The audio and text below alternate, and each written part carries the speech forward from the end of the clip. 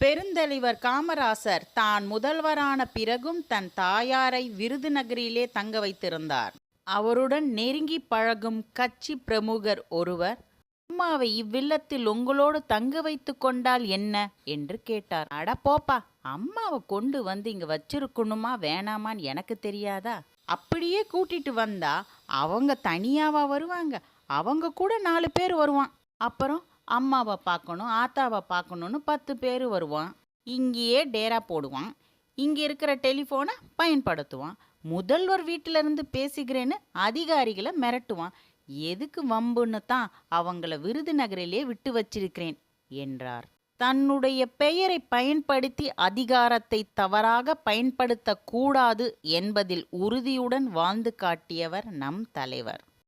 சொந்த பந்தங்களை தூரத்தில் வைத்துவிட்டு இந்திய அன்னைக்கு இதயம் ஈந்த பெருந்தலைவர்.